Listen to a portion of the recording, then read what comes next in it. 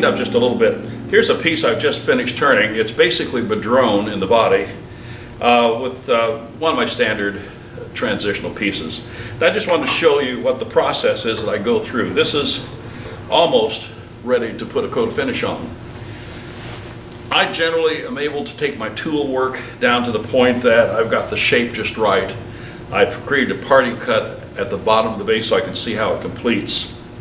And my first sanding step generally is a piece of 180 cloth. And with that, I can follow the curve here and blend out any little errors that may have happened or still show. Less than 1,000 RPM. So it's just a little bit of constantly moving sanding. The other thing I always do, I have a curve in the neck. The curves have to fit the shape of my finger. If my finger can't fit in there, I can't sand it properly. So I just 180 lightly. I always wipe the sawdust off because I don't want any 180 grit remaining for what I do next. So the next I go to 220, but now I've gone to my reciprocal sander. This is one of these devices that has a ball bearing in it, and as it pushes against the wood, it rotates the opposite direction. It randomizes the scratch pattern. So this is 220, and I generally leave this on this device. I have several different shapes, but they're all the same. Touching just the edge, come up as far as I can. I've got to go back the other direction in this area here. And because this is soft and flexible, I'm actually able to get up into the neck. Unfortunately, I can't get inside. That's a little manual work. 220 grit stays on here for a long time as I go through all the coats. The next thing I go to is 4/0 steel wool. Don't go to the hardware store. Go to a woodworking dealer and buy one from a reputable dealer. The stuff from the woodworking store has been made without the use of any oils. The ones in the hardware store tend to leave something on the finish. So I folded this up, cut a piece off of the roll, and just scissors works fine. And I folded the ends in. These ends can catch on a small burr and rip this right out of your fingers. Steel wool, unlike sandpaper, doesn't scratch. It cuts. So think of this like a series of very small planes cleaning up the surface. Now, camera won't show this very well, but I can see that this is actually shining now, and I can see a little bit of sawdust coming off.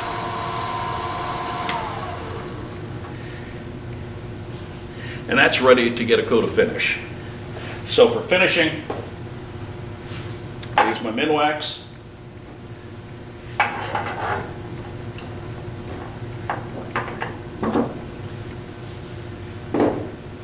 I generally find that these small pieces take very little finish. So I transfer it into one of these little cups, which I get at one of the discount grocers. And I go to the hardware store, not the hardware store, the drugstore, and I go down into the fashion section, and I pick up a box of these makeup sponges. They are little triangles, they're closed cell foam, they come in packs of 10, 20, 50, and they're very inexpensive. So lay speed down so it doesn't fling it at me. And basically finishing for me is multiple activities like this. Now the first coat goes on, soaks in a little bit, and I can see on the base already that it's soaked in. So I would continue on this first application to keep applying and keep applying until it's saturated. Now it looks great and shiny right now, but it's not going to stay that way. After it's soaked in for a little bit, I'll pick up the excess.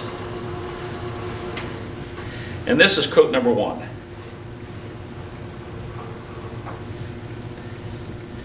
Now you might like that look, and that's fine. So it has a nice shine to it. It's a little sheeny. This goes outside, dries for 24 hours. It goes back on the lathe tomorrow, and I do it all over again. And I'm going to keep doing that all over again until all the pores have been filled up to the level of the surface. And then I start building my high gloss. A few years ago, I made up a bunch of sample boards for a different class. And this was oak flooring. And I know you can't see this, but holding it in the lights, I can see reflections off the surface. We have sealed the surface, and every pore in this piece of oak is available for me to see. I'm going to sand this down, put another coat on until all those potholes are filled up level to the surface. It's a key to this kind of finishing technique. Think of repaving your street. You have a couple of potholes, and you're going to put down new paving. You fill the potholes first, and then lay down your very smooth top coat. If you didn't, you'd still have the bumps, in this case pores, still showing through. So this goes aside, it dries, and after 24 hours, I bring it back. I'm generally doing several pieces at a time, and as you can see, I leave them on the faceplate until everything is to my satisfaction. So here's how fast the next coat goes. Steel wool's at hand, sanders at hand. Yeah, I'm taking the finish down as far as I can, and it's all going away. And I will do this. This happens to be redwood burl. And I will suggest on redwood burls it's probably 12 to 15 times. Steel wool. I can see the steel wool pulling that sawdust right off the surface. And I can see it putting a sheen right back on that wood again. And if I turn this off, wipe it down, and look very closely with the light at the right angles, I can tell if all those pores have been filled right to the surface. If I can't tell, I'm going to go outside in the sunlight and do it. But the glancing light off the surface is what helps me know what the pores are filled. On this particular piece, I'm pretty close, but it could use another coat. And this is how fast it goes.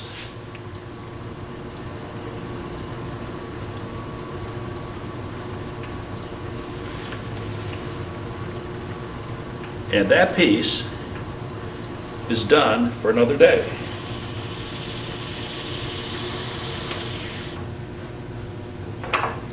So what I'm going to do is put this piece outdoors also and go to the next piece. And eventually I'm going to have that surface completely pore filled and finished like this. And when I get to that point, I'm looking. I see a place where it's still soaking in. There's a place that is dull, not shiny, right there, where the wood is still picking up finish. So that tells me I've got more work to do on this piece. Now there's an anomaly right here. It's a little bark inclusion. I'm never going to get that filled, and it's just part of the piece, and it's going to be part of the attractiveness of this particular piece. But that one's ready to go dry. So when we get done,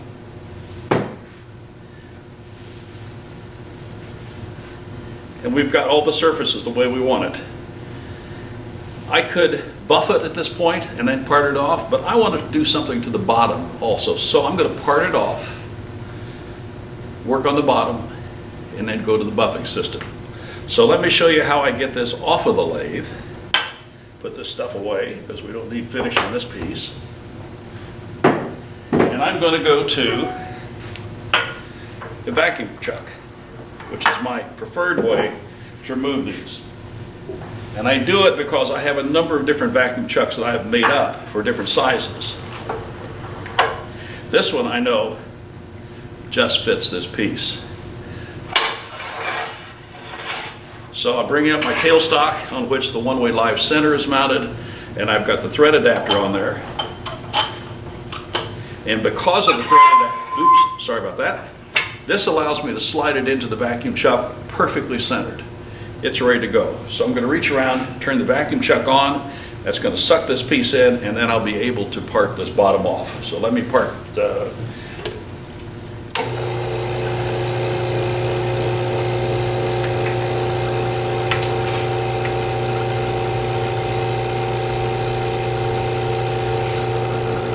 Okay, vacuum chuck is on. I'm looking at the gauge. I'm getting a relatively decent vacuum.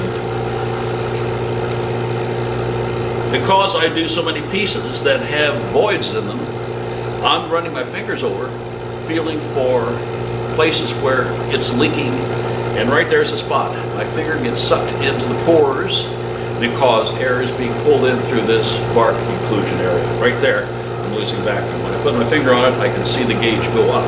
So I have to seal that, to part that off. So what I'm going to do is stop for a second, go get some blue tape, which won't leave a problem on the finish, and simply put it over those spots where there might be a vacuum leak.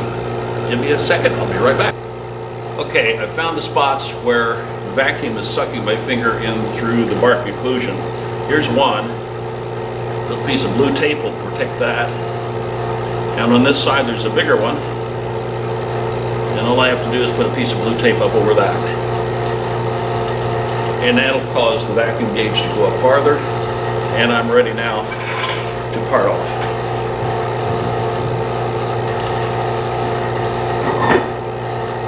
Tool rest.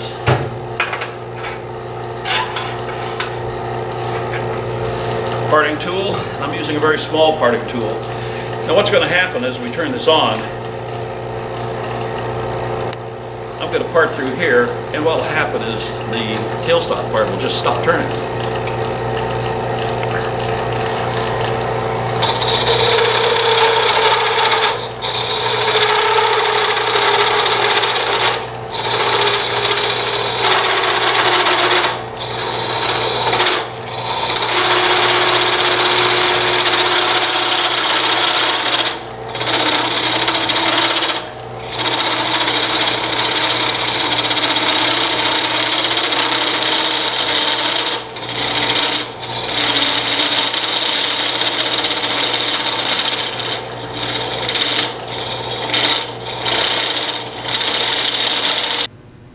Got to part it off. Just get my tape off of here. And this guy is ready to complete the bottom and to buff it out. So let me show you how I complete these pieces with the Beal buffing system. We've got a nice shine, but I can make it a lot better. And so what I'm going to do is to take the tailstock out of the way, remove the vacuum chuck, and I'm going to set up for the Beal buffing system. This is how I'm going to screw my buffs onto the wood lathe. And here's the system. It consists of 3 wheels. And each of these wheels uses a different compound. Get this out of here so we don't have anything blocking our view. This is called Triple E. It's about an 800 grit bar, which is mixed up with wax and an abrasive material. We do that first. What that's going to do on one of these shiny pieces,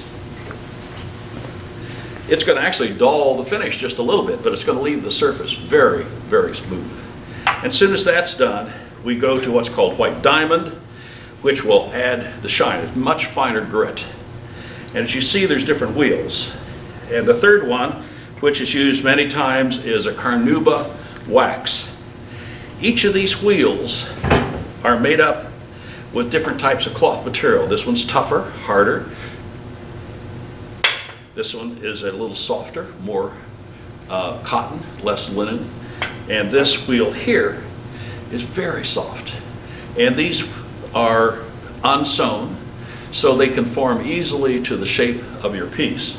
So I'm going to go through the Beal buffing system here, and then I'm going to show you other options for buffing out different kinds of products back at the table. So here's my buff. I start off with the Triple E.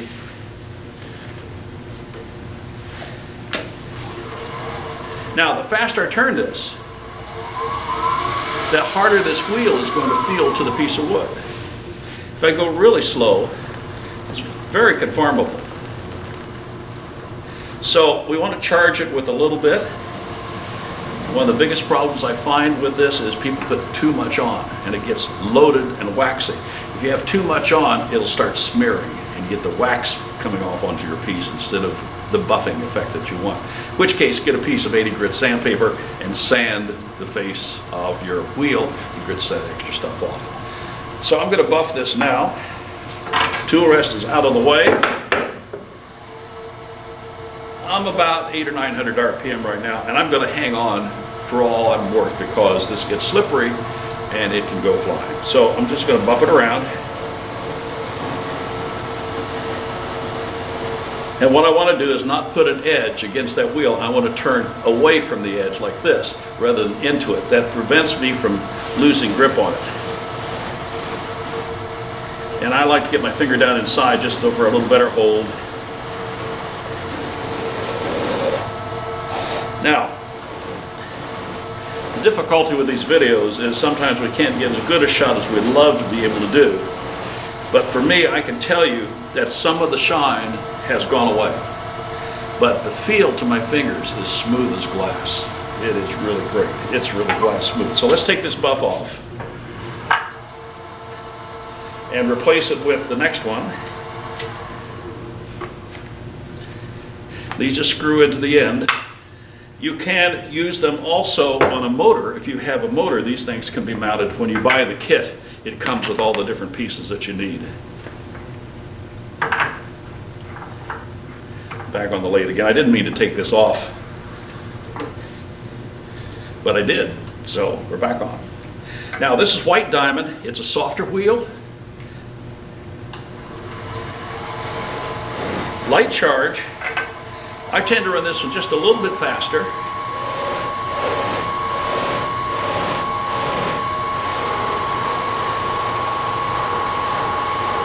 Bright lights help a lot so I can see where I've been, where I'm going. Got to do towards the bottom here. And I like to do the bottom itself too. See how the wheel deforms when I push it? Because I'm running at a fairly slow speed.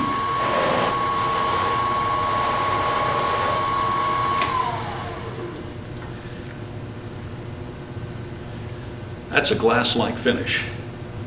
Now, I'm going to wax it. I'm going to wax it, as I said before, to make it feel nice and to protect it even more. Actually, it raises the shine even more. There's different ways to do it. If we use the Carnauba wax system that comes with the Beal, I would screw this on here, charge it with the wax. This is really hard. And so to get this to melt and to go into the wood, we need some speed and we need friction, we need heat. So I'm going faster. And I'll feel the piece getting a little warm in my fingers, and that causes the wax to begin to melt. And I'm going vertically around this.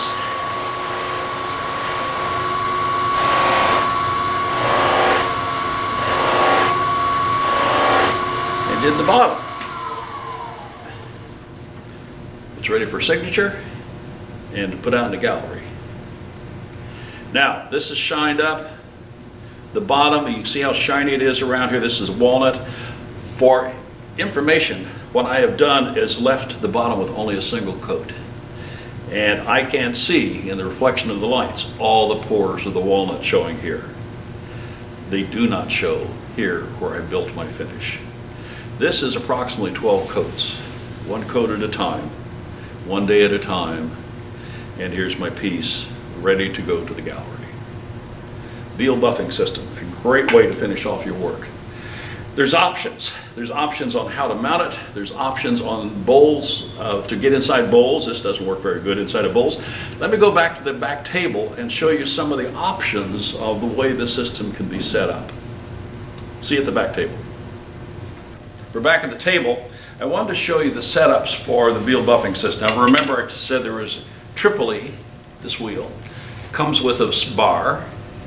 White diamond comes with a bar, and by the way, it's printed right on the wheels which one goes with which. It says WDIA, white diamond. This says Tripoli. And this says wax, and here's the Carnauba. Coming with it is this adapter. It has a Morse taper and a sleeve that this piece screws into. If you put this in the lathe and it tends to walk out, many people have made a drawbar to fasten through for the headstock to hold that in. Deal also makes an extension, so if you're working on something that's very long, we can actually make this bar twice as long. Most of the woodworking dealers carry the whole system and all the accessories. Woodfast has actually made a device like this, which has the screw-on thread on one end and your lathe thread on the other end. This happens to be 1 1/4/8. It comes in other threads. This is the one I used on the lathe. Screw this on, screw the buff on. It seems to be the easiest way for me to do it. This is great for flat things or things that have an outside contour easily to reach. However, what if you're doing a bowl or a closure? There are 3 sets of these balls. Red matches this, white, wax. And they come in different sizes. These also screw on exactly the same way, and these can be bought as additional accessories in different sizes. For really small projects, there's another series that comes like this. You can screw onto here, and they come in different sizes. So there's a lot of options for doing the insides of bowls and vessels. I finished off with the carnauba wax. That's what comes with the system. Many times I use other techniques. If we come over here, this is Triple E Ultra Shine.